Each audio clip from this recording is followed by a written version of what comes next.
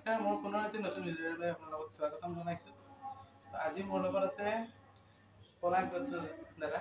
তো এইবাৰ দাদা আছে এই বৰ্ষৰ আইখাই ভ্ৰাম্যমাণ নাট্যদল ৰহিতপুৰীয়া থিয়েটাৰত। তো দাদা পোনপ্ৰথমে মই আপোনাক মোৰ এই ইউটিউব চেনেললৈ স্বাগতম জনাইছোঁ। নমস্কাৰ, ধন্যবাদ জনাইছোঁ। তোমালোকৰ ইউটিউব চেনেলটো ভাল হওক, সকলোৱে আদৰি লওক, ভিউজবিলাক বেছিকৈ পাওক, সকলো ৰাইজে তোমালোকৰ মৰম চেনেল দিয়ক। তাৰ কাৰণে মই তোমালোকলৈ শুভেচ্ছা জনাইছোঁ। আপুনি এইবছৰ এই থিয়েটাৰত তিনিখন নাটকত তিনিটা চৰিত্ৰ কৰিছে। হয়, তিনিটা চৰিত্ৰ কৰিছোঁ। এই তিনিটা চৰিত্ৰৰে আপোনাৰ অনুভৱ কেনেকুৱা? অনুভৱ ভালেই, মানে গোটেইকেইজন নাট্যকাৰ খুব ভাল নাট্যকাৰ। তেখেতলোকৰ মানে যিবিলাক তেওঁলোকৰ সৃষ্টি, প্ৰতিটো কেৰেক্টাৰ অকল মই কৰা কেৰেক্টাৰটো বুলিয়ে নহয়, প্ৰতিটো কেৰেক্টাৰ বৰ সুন্দৰকৈ উপস্থাপন কৰিছে। আৰু নাটকৰ কাহিনী সাৱলীল, নাটকৰ মানে কাহিনীটো বৰ মনোমোহা। তেওঁলোকে নাটকখন চাই পিছদিনা কয় যে বৰ ভাল লাগিল, নাটক চাই ভাল লাগিলে, কাহিনী ভাল লাগিলে, অভিনয় ভাল লাগিলে। তেনেকৈ দৰ্শকে এতিয়ালৈকে আমি যিমান কৰিছোঁ সকলোতে আমি এইটোৱে পাই আহিছোঁ। আপুনি এতিয়া এই সময়খিনি আপুনি বহুতো থিয়েটাৰ কৰিছে, বহুতো চিনেমা কৰিছে। মই চিনেমা নাই কৰা, মই চিৰিয়েল কৰিছোঁ, বহুকেইখন চিৰিয়েল কৰিছোঁ। মানে CD কৰিছিলোঁ আগতে, আৰু মই চিৰিয়েল কৰিছোঁ, চিনেমা নাই কৰা। ভৱিষ্যতে চিনেমাত দেখা পাম নেকি বাৰু? যদি ভাল অফাৰ আহে নিশ্চয় কৰিম। আগতে অফাৰ আহিছে, কিন্তু মোৰ পচন্দ নাই কৰা নাই। গতিকে নিশ্চয় যদি মোৰ পচন্দৰ মই পাওঁ নিশ্চয় কৰিম। আপুনি সৰুৰ পৰা ভাবিছিলে নে আপুনি এজন অভিনেতা হ'ব বুলি? মোৰ সৰুৰ পৰা এটা সপোন আছিল অভিনেতা হোৱাৰ। লগতে মানে সৰু বয়সত আৰু বিভিন্ন ধৰণৰ সপোন থাকে নহয়। মুখ্য সপোনটো আছিল অভিনেতা হোৱাৰ। আৰু যি হওক নহওক ৰাইজৰ আশীৰ্বাদত এইখিনি আৰু ইমানখন আগবাঢ়িছোঁ, আৰু যিমানখন পাৰিছোঁ এইখন আগবাঢ়িছোঁ ৰাইজৰ আশীৰ্বাদত। আশা কৰিছোঁ ৰাইজে আশীৰ্বাদ কৰিব আৰু আগুৱাই লৈ যাব। সেইকাৰণে সকলোৰে ওচৰত কি ক'ম, সকলো ৰাইজে আশীৰ্বাদ কৰক। আপুনি অভিনয় লাইনলৈ মানে এই মঞ্চ বা চিৰিয়েললৈ যোৱাৰ আগত আপুনি অভিনয় শিকিছিল নে ক'ৰবাত? মই তেনেকৈ অভিনয় ক'তো শিকা নাই। মোৰ ঘৰ ঘিলামৰা লখিমপুৰ। তাতে মোৰ দাদাই খুব নাটক কৰিছিলে। দাদাই গান গাইছিলে, বিশেষকৈ গীটাৰ বজাইছিলে, কীবৰ্ড বজাইছিলে, খুব নাটক কৰিছিলে। দাদাহঁতক যেতিয়া মানে ডাইৰেক্টৰে দেখাই থাকে, মই গৈ চাই থাকোঁ। স্কুলত একাংকিকা নাটক বহুত কৰিছোঁ, একাংকিকা নাটকৰ কম্পিটিশ্যনো কৰিছোঁ, প্ৰাইজো লৈছোঁ আমি তেনেকুৱা হৈছে। কিন্তু ভাল ড্ৰামাবিলাক যিবিলাক কম্পিটিশ্যন, আমাৰ অসম নাট্য সন্মিলনৰ কম্পিটিশ্যন কৰে, কিবা কিবি এনেকুৱাবিলাক ভাল ভাল ড্ৰামা হ'লে দাদাহঁতে কৰে মানে। এতিয়াকৈ মই চাই থাকোঁ, ডাইৰেক্টৰ ডাইৰেকশ্যন দিয়ে, মই চাই থাকোঁ, কোনে কেনেকৈ অভিনয় কৰিছে চাই থাকোঁ। তেনেকৈ শিকিছোঁ। আৰু মোৰ দেউতা এজন ভাল অভিনেতা আছিল। আৰু দেউতা বিশেষকৈ সৰুৰ পৰা দেউতা দেখিলোঁ। আমাৰ সিফালে কি হয়, ৰাসটো মানুহে কৰে, নাটক হয়, ৰাসৰ নাটকত মোৰ দেউতা কংস আছিলে, সেইটো অঞ্চলৰ বিখ্যাত কংস দেউতা। আৰু এতিয়া দেউতাক সৰুৰ পৰাই দেখি আছোঁ, দাদাও সেই লাইনত। গতিকে অট'মেটিকেলি মোৰ সেইটো লাইনলৈ মানে ভণ্টি বাঢ়ি গ'ল আৰু তেনেকৈ এইটো লাইনত আহি গ'ল। আৰু তেনেকৈ শিকিছোঁ। একচুৱেলি মই কোনো আনুষ্ঠানিকভাৱে ক'তো একো শিকা নাই, দেখিয়ে শিকিছোঁ বা নিজে চেষ্টা কৰিয়ে শিকিছোঁ। আপোনাৰ সেই ক্ষেত্ৰত এই ঘৰৰ ফালৰ পৰা বহুত সহায় পাইছিল আৰু ঘৰৰ পৰা সহায় পাইছোঁ। ঘৰৰ পৰা যথেষ্ট সহায় পাইছোঁ। দেউতাহঁত ওলাই গ'ল, কিন্তু বাকী মোৰ মা, মোৰ দাদাহঁত, মোৰ ভাইটিহঁত, সকলোৱে, মোৰ পৰিয়ালৰ প্ৰতিজন সদস্যই মোক যথেষ্ট এইটো ক্ষেত্ৰত উৎসাহ যোগায়। গতিকে মই ঘৰৰ পৰা সম্পূৰ্ণ চাপৰ্ট পাইছোঁ। ঘৰৰ পৰা চাপৰ্ট থাকিলে মানে যিকোনো কামেই নহওক কৰি ভাল লাগে। তথাপিতো বাৰু মানে কি হয়, যাত্ৰা পথটো বৰ ইমান উজু নহয়, কণ্টকাকীৰ্ণ। বহু সময় দিছোঁ। প্ৰায় 2000 চনৰ পৰাই প্ৰফেচনেল লাইনটোৰ লগত মই জড়িত হৈ আছোঁ। যদিও ধৰি লওক সেই মুহূৰ্তত জনা হোৱা নাই, কিন্তু সেই মুহূৰ্তৰ পৰা 2000 চনৰ পৰাই এইটো লাইনত মানে প্ৰফেচনেলি সেইটো লাইনত 2000 চনৰ পৰা মানে ভৰ্তি কাম কৰি আছোঁ, চেষ্টা কৰি আছোঁ। ৰাইজে যদি আশীৰ্বাদ দিয়ে নিশ্চয় আৰু আগুৱাই চেষ্টা কৰিম। আপুনি প্ৰথম আহিছিল নে মঞ্চত আহিছিল? প্ৰথম মই মঞ্চত আহিছোঁ। আমাৰ তাৰ পৰা এখন থিয়েটাৰ ওলাইছিলে, ৰূপাদেৱী থিয়েটাৰ। মোৰ লগৰ এজন বয়সত খুব কম, তেওঁ মানে বেলেগে ফাইনেন্স কৰিছিলে আৰু গতিকে মানে এখন থিয়েটাৰ আছিলোঁ, আমি তাৰ পৰা ওলাইছিলোঁ। তাতে থাকিলোঁ বছৰ। তাৰপিছৰ 2 বছৰ মোৰ তেতিয়া ৰবীন নায়কে হেবুলখন চলাইছিলে। ৰবীন দাই কোনোবাই মোৰ কথা ক'লে, ৰবীন দাই মোক চাই মোক পচন্দ কৰি তেওঁ লৈ গ'ল। তেওঁৰ লগত 2 বছৰ ৰাখিলে, তেওঁ 2 বছৰ থাকিলোঁ। থাকি পেলাই মই ভাবিলোঁ, কাৰণ সৰুৰ পৰা এটা ড্ৰিম আছে, মই অসমৰ বা ভাৰতৰ যিমানবিলাক মানুহ থাকে অভিনেতা অভিনেত্ৰী চবৰে বলিউডলৈ যোৱাৰ ইচ্ছা নাথাকে, হয় নে নহয়? হিন্দীত কাম কৰিবলৈ চবৰে ইচ্ছা আছিলে। মোৰ সৰুৰ পৰা হেঁপাহ আছিলে। মোৰ মানে একদম মোৰ দেউতাৰ পিছত মোৰ দাদাকো ভাল পাওঁ, মোৰ দেউতাকো ভাল পাওঁ, অভিনেতা হিচাপে অন্য ক্ষেত্ৰত ভাল পাওঁ, অভিনয়ৰ দিশৰ লাইনটো কথা কৈছোঁ। তাৰপিছত মই সাংঘাতিক ধৰণে ভাল পাওঁ অমিতাভ বচ্চন বেলেগ ভাল পাওঁ মই কিতাপত বেলেগ নেদেখো অমিতাভ বচ্চনক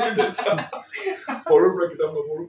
কিতাপখন মায়ে দেউতা গালি দিয়ে পঢ়ি পেলাই মই অমিতাভ বচ্চনকে দেখি থাকো য'ত ত'ত গৈ অকল অমিতাভ বচ্চনৰ চিনেমা হলে চাওঁ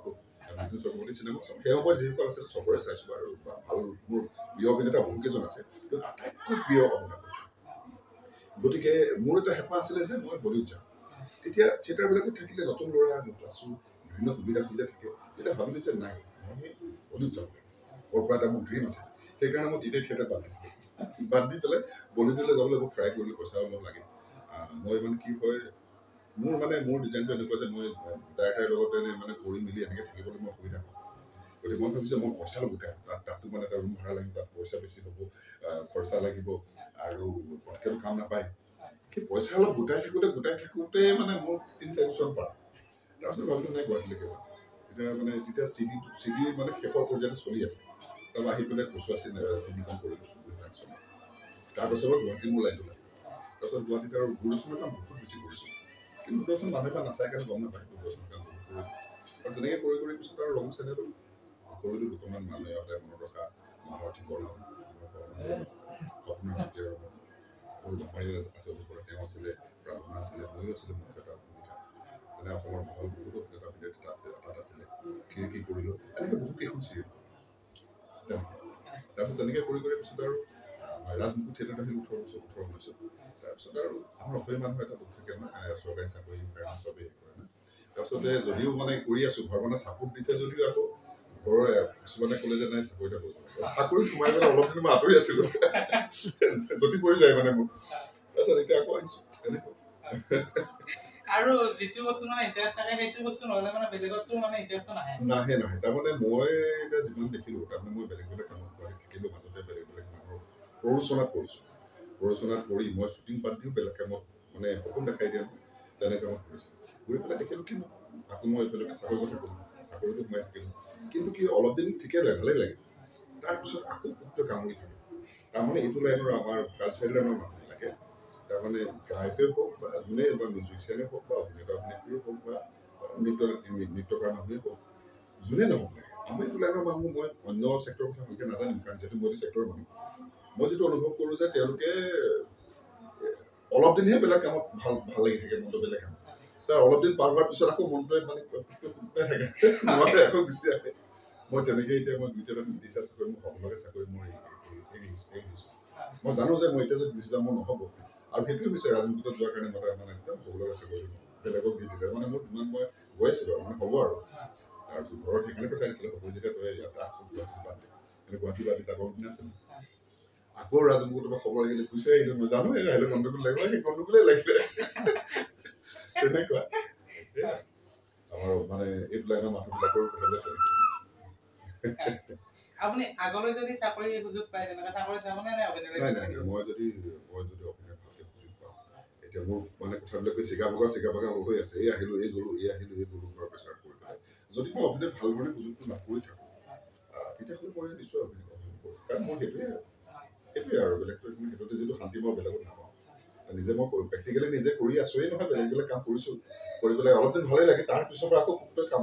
আমনি কৰে এৰিব নোৱাৰি এতিয়া মই এতিয়াও বৰ্তমানো মই এইটো বাদ দি পেলাই আকৌ মই এখন এটা বিশেষ বিষয় মই এতিয়া ছাবজেক্ট হিচাপে অলপ মানে পাঠদান কৰি আছোঁ কিন্তু হ'ব মানে আৰু মানে এটা বিশেষ হেৰি আৰু তাতে হ'ব মানে 2 বছৰ লাগে কিন্তু মই আকৌ খবৰটো পাই পেলাই খুব বেছি হ'লে আৰু নোৱাৰি তাৰমানে তেনেকুৱা নিচিনা কথা গতিকে যদি নিশ্চয় সুযোগ সুবিধা পাওঁ মই অভিনয় কৰি থাকিম এতিয়াতো আৰু মই মোবাইলে যোৱা ধাৰণা কিন্তু আজি কেইবছৰমান আগলৈকে মই আছিলে মই মুম্বাইলৈ যাম বুলি কিন্তু এতিয়া মুম্বাইলৈ যোৱা ধাৰণা মই কমপ্লিটলি এৰি দিলোঁ মনত নাই আৰু অসমতে যদি সুযোগ সুবিধা পাই থাকোঁ কৰি থাকিম আপোনাৰ দেউতাই ৰাসত অংশ কৰা বুলি কৈছে আপুনি ভাওনা কৰিছিলে তেতিয়া ভাওনা বা ৰাস মই যেতিয়া মই কৈছিলোঁ মই হেঙুলত আছিলোঁ বুলি হেঙুলৰ পৰা যোৱাৰ পিছত মই মোবাইলে যাম বুলি 3-4 বছৰ পইচা গোটাই আছোঁ বুলি কৈছিলোঁ তেতিয়াই ভাওনা কৰিছোঁ আমাৰ খুব ভাওনা হয় সৰুৰ পৰা দেখিছিলোঁ অংকীয়া ভাওনা আমি যেতিয়া ডাঙৰ হৈ আহিলোঁ আমাৰ লগত মাতৃভাষা অসমীয়া ভাষাৰ ভাওনা আহি গ'ল মই তেতিয়া ভাওনা এবাৰেই কৰিছোঁ আমাৰ তাত জিলা নামঘৰ আছে শংকৰ নামঘৰ বহুত ডাঙৰ ধেমাজি জিলাৰ গোটেই নামঘৰ আমাৰ তাতে আছে মুঠাইখনতে আছে তাতে জিলাভিত্তিক কিবা অনুষ্ঠান আছিল তাতে ভাওনা কৰিছিলোঁ তেতিয়া মই তাতে ভাও লৈছিলোঁ এবাৰেই কৰিছোঁ। আৰু তেতিয়া মানে সেইখিনি সময়ত যেতিয়া ধৰক এই অভিনয় মানে আহিব বিচাৰি থকা যায় আৰু সেইখিনি সময়ত মানে ভাওনা যিসকলে যিকোনো কৰি ভাল লাগে চবেই কৰি ভাল লাগে চবেই কৰি ভাল লাগে মই কিন্তু একচুৱেলি কি হয় মই থিয়েটাৰলৈ অহাৰ আগত পূৰ্ণাংগ নাটক বিশেষ কৰা নাছিল একাংকিকা কিন্তু কৰিছিলোঁ আৰু বেলেগে কৰা চাই থাকোঁ সৰুপাতো থিয়েটাৰটো চাই আছোঁ সৰুপাতো দেখিয়ে আছোঁ আৰু চিনেমাটো খুবেই চাইছিলোঁ আৰু নিজৰ অভিনেতা হিচাপে মই কিন্তু একাংকিকা নাটক কৰিছোঁ কম্পিটিশ্যনো কৰিছোঁ আৰু তাৰপিছতে মই দুখনমানহে ফুল ড্ৰামা দুখনমানহে কৰিছোঁ মই থিয়েটাৰলৈ অহাৰ তাৰ কিন্তু মোৰ ইমান ফুল ড্ৰামা কৰা নাছিল যি শিকিছোঁ থিয়েটাৰতে শিকিছোঁ সঁচা কথা ক'ব গ'লে থিয়েটাৰতে শিকিছোঁ আপোনাৰ মা দেউতাৰ নাম মোৰ দেউতাৰ নাম লক্ষী মাৰ নাম লক্ষীমাই দিহিঙীয়া আৰু লক্ষীমাই দিহিঙীয়া মোৰ দাদাৰ নামটো সুভাষ দিহিঙীয়া এতিয়া তেওঁৰ পিতৃৰ নিচিনা আপুনি যিহেতুকে সৰুৰ পৰা এই অভিনয় আহিবলৈ চেষ্টা চলাই আছিল সেই ক্ষেত্ৰত আপোনাৰ এই অভিনয়ৰ লগতে পঢ়া একেলগে চলাই নিবলৈ শাস্তি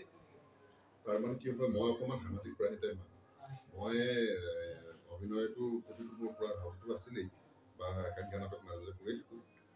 কিন্তু লগতে মই অকণমান ছ'চিয়েল কামত খুব জড়িত আছিলোঁ মোৰ দাদাও খুব ছ'চিয়েল কামত জড়িত দেউতাও চব ছ'চিয়েল কামত জড়িত আছিলে ছ'চিয়েল কামবিলাকত জড়িত আছিলোঁ বিভিন্ন ছাত্ৰ সংগঠনত জড়িত আছিলোঁ গতিকে পঢ়াত মোৰ মনটো নাছিলে সঁচা কথা ক'বলৈ গ'লে অভিনয় আৰু সামাজিক কামতে জড়িত পঢ়া জীৱনটো অকল মানে পঢ়াৰ নামত একো নাই নপঢ়োৱেই মাত্ৰ ক'বলৈ বেয়া হয় আচলতে ক'ব নালাগে আমাৰ নতুন প্ৰজন্মই পঢ়িব লাগে ভালকৈ পঢ়িব লাগে কাৰণ আমি এতিয়া যিটো বুজিছোঁ দেউতা মাহঁতে যিটো কথা কৈছিল সেই মই বুজি পোৱা নাছিলোঁ খুব সামাজিক কামত কৰোঁ আৰু নাটক ভাওনা এইবিলাকে আৰু এতিয়া অনুভৱ কৰিছোঁ নহয় সেইটো আপুনি এই ভিডিঅ'টোৰ জৰিয়তে যিবিলাক এই নতুন কলাকুশলীসকলে এই অভিনয় লগত জড়িত হ'ব বিচাৰে সেই সকলোকে কি বুলি ক'ব মই মানে কি হয় যিসকলৰ ইচ্ছা আছে অভিনয় লাইনৰ প্ৰতি তেওঁলোকে অভিনয়টো ভালকৈ অনুধাৱন কৰক ভালকৈ চাওক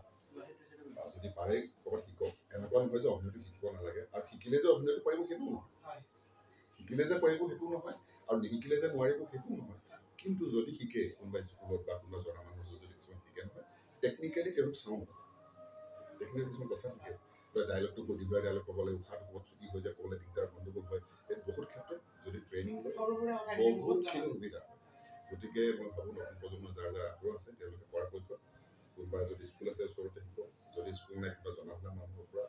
আইডিয়াটো লওক প্ৰতিটো অঞ্চলতে নাটক কৰা মানুহ আছে চিনিয়ৰ যিসকল মানুহ ভাবিব নালাগে চিৰিয়েল কৰা মানুহকেইটা বেছিকৈ জানে আমাৰ গাঁৱতে ভাওনা কৰা কেইটানো কি জানিব সেইটো ভাবিব নালাগে কাৰণ তেখেতলোকৰ যথেষ্ট অভিজ্ঞতা আছে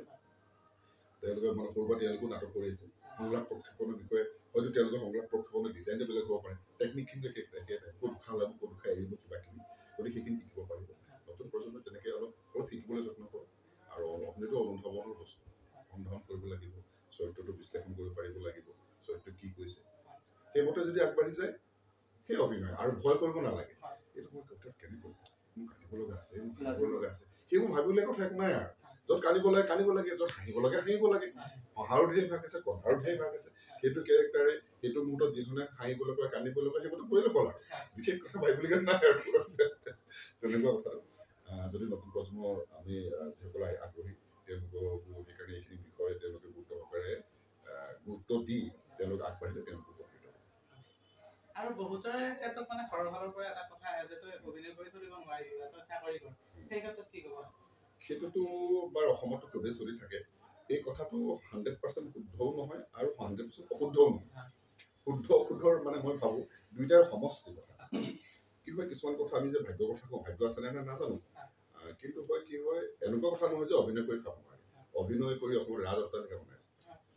অট্টালিকা ডাঙৰ ডাঙৰ অট্টালিকা বনোৱা মানুহ অসমত বহুকেইজন আছে আৰু এনেকুৱা হয় এইটো লাইনত যিহেতু টিকি থাকিবলৈ অলপ দিগদাৰ হৈ যায় দীঘলৈকে টিকি থাকিবলৈ প্ৰথম অৱস্থাতে পইচা পাতি নাপায় নোপোৱাকে সপোনটো দেখি ঘূৰি ফুৰিব লাগে তেওঁৰ ভৱিষ্যত কি হয় নাজানে তেওঁ কি হ'ব গতিকে সেই ৰিস্কটো লৈ পেলাই থাকিবলগীয়া হয় সেইকাৰণে বহুতে ৰিস্কটো ল'ব নোৱাৰে ঘৰৰ মানুহে ৰিস্ক ল'ব নোৱাৰে ল'ৰাটো কি হ'ব ছোৱালীজনীৰ কি হ'ব সেইকাৰণে সেই প্ৰেছাৰটো আহে আৰু বহু ক্ষেত্ৰত এনেকুৱাও হয় বহুতে উজুতিও খায় বহুতখিনি আগবাঢ়ি পেলাই উজুতি খাই ৰৈ যাবলগীয়া হয় সেইবিলাক কথাৰ কাৰণে আমাৰ অসমৰ মানুহবিলাকে বা বেংগলী মানুহবিলাক এতিয়া আমাৰ অসমীয়া বেংগলী সকলোৱে মানে চৰকাৰী চাকৰি এটা হ'লে বা কোম্পানীৰ ভাল জব এটা হ'লে ভাল পায় আৰু নিশ্চিন্ত হয় আৰু যে চলি থাকিব কাৰণ চলিবতো লাগিব খাব লাগিব খাবলৈ হ'লেতো কিনিবলৈ পইচা লাগিব সেইটো কথা ভাবি এইটো কথা ভাবে কথাটো দুইটাই শুদ্ধ মোৰতো অশুদ্ধ নহয় মই নাভাবোঁ যে অভিনয় কৰি খাব নোৱাৰি আমিতো অভিনয় কৰি খাই আছোঁ মই জাষ্ট এনে কৈছোঁহে কিন্তু মানে কি হয় মই কি অভিনয় কৰি খাইছোঁ কিন্তু অসমত এনেকুৱা বাগা মানুহ বহুত আছে ডাঙৰ গুৱাহাটীৰ নিচিনা জেগাত মাটি কিনি প্ৰতিটো খেতিটোকে মাটি কিনি ডাঙৰ অট্টালিকা বনাই আছে এই মাধ্যমেৰে অভিনয় মাধ্যমেৰে গতিকে অভিনয় কৰি খাব নোৱাৰা কথাটো সম্পূৰ্ণৰূপে সঁচা নহয় কিন্তু কিছু ক্ষেত্ৰত এই প্ৰব্লেমটো আহি যায় কাৰণ এইখন বিশাল ক্ষেত্ৰ আৰু মানুহো বিশাল তাৰ মাজত সুযোগ সুবিধা পাবলৈ অসুবিধা হৈ যায় বহুতৰে কোৱালিটি আছে ল'ৰাহঁত ছোৱালীৰ বহুত মানুহৰ বহুত কোৱালিটি আছে কিন্তু সদায় সুযোগটো সদায় নাপায় আৰু সুযোগ নাপালে তেওঁ ইনকাম নহ'ব সুযোগ পাই থাকিলে ইনকামটো হ'ব গতিকে সেই ৰিস্কটো আছে সেইটো ৰিস্ক ফেক্টৰ বাকী অন্য ধৰণে একেষাৰে ক'ব নোৱাৰে যে অভিনয় কৰি খাব সেইটো সম্পূৰ্ণ আৰু আপুনি মোৰ এই ভিডিঅ'টোৰ জৰিয়তে মোৰ এই দৰ্শকসকলক এই ভিডিঅ'টো যিসকলে চাই আছে সকলোকে কি এতিয়া যিহেতু আমি এতিয়া মোৰ থিয়েটাৰত জড়িত মই শোণিতপুৰ থিয়েটাৰত আছোঁ মই আশা কৰিম অসমৰ ৰাইজে লুইতপুৰীয়া থিয়েটাৰৰ 3খন নাটক চাবলৈ আহক আপুনি বেলেগ কি সুবিধা পাই নাজানো সুবিধাকে আমাক ক'ব কিন্তু এটা কথা আপোনাক মই নিশ্চিত দিব পাৰোঁ যে আপোনালোকে নাটকৰ অভিনয় ভাল পাব কাহিনী ভাল পাব অন্ততঃ সেইটো ক'ব পাৰিব আপোনালোকে লুইতপুৰীয়া থিয়েটাৰ 3খন নাটক গতিকে আহক আমাক উৎসাহ দিয়ক আপোনালোকে উৎসাহ দিয়া সেইটো আমাৰ কাৰণে আশীৰ্বাদ হ'ব আমি আগবাঢ়ি যাব পাৰিম লগতে অসমৰ বিভিন্ন থিয়েটাৰ যিমান আছে সকলোখিনি আপোনালোকে চাওক সকলোকে উৎসাহ দিয়ক সকলোকে আশীৰ্বাদ কৰক সকলোৱে আগবাঢ়ি যাওক লগতে আজিকালি চিৰিয়েল চোৱা মানুহৰ সংখ্যা বাঢ়িছে চিনেমা চোৱা মানুহৰ সংখ্যা বাঢ়িছে